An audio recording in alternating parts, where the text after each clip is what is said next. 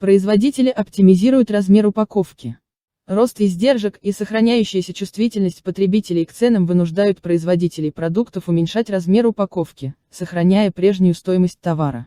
Объем сладостей, кофе, молочных продуктов, макаронных изделий уменьшается на от 5 до 50 грамм, а пиво уже продается в банках по 0,43 литра.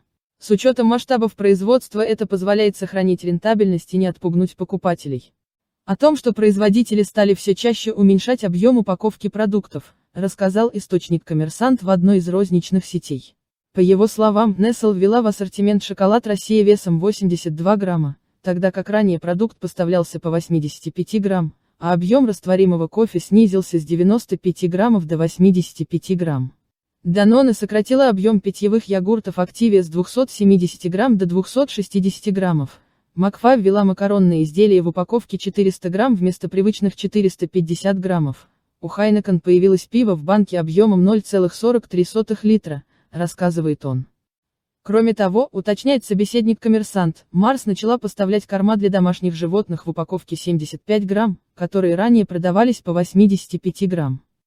У некоторых брендов печенья вес пачек снизился с 126 грамм до 112 грамм, сливочного масла с 180 грамм до 150 грамм, сметаны с 315 грамм до 300 грамм, рассказывает он. По оценкам Nielsen IQ, более 20% новых позиций в молочной категории на рынке – следствие снижения объемов.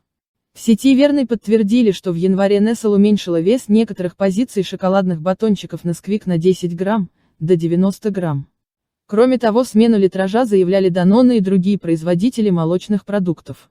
Сокращение упаковки не влияет на конечную цену для покупателя, она остается прежней, подчеркнули в сети.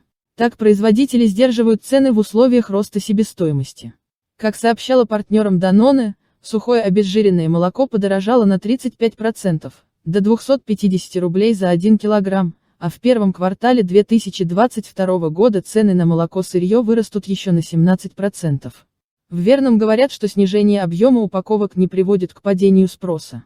В ленте заявили, что не фиксируют случаев сокращения объема продуктов в последнее время. В X5 Group «Пятерочка», «Перекресток», «Карусель», «Магниде», «Ачан» на вопросы не ответили. Сокращение объемов – не новая практика для производителей продуктов и напитков. Так, вместо бутылок объемом 1 литр чаще распространен формат 0,9 литра, а вместо упаковки из 10 яиц встречается формат с 9. В Heineken отмечают, что это вынужденная мера, которая позволяет сохранять ценовую доступность продукта в условиях роста издержек и ограниченности покупательской способности населения.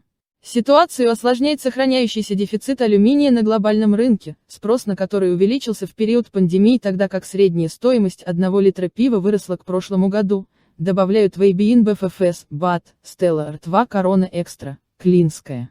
В Unilever Nor, Золотой стандарт, Инмарко и другие.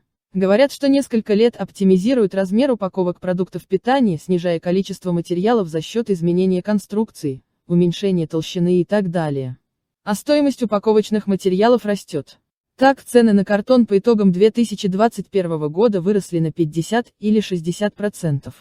Исполнительный директор Роспродсоюза Дмитрий Востриков говорит, что фасовка в небольшую упаковку на одну порцию отвечает мировым трендам в производстве продуктов питания и запросу потребителей. В Nestle, Mars, Danone, PepsiCo и McFe комментарии не предоставили. Исполнительный директор Русбренда Алексей Поповичев отмечает, что даже снижение веса одного наименования продукта на 5 или 10 грамм при больших масштабах может позволить оптимизировать издержки. По его словам, для потребителей этот процесс может быть не очень заметен и не вызывать отторжения, в отличие от повышения розничных цен, к чему у российских покупателей сохраняется высокая чувствительность. Производители товаров с известными брендами не могут экспериментировать с рецептурой ради экономии, рискуя потерять часть аудитории, указывает эксперт.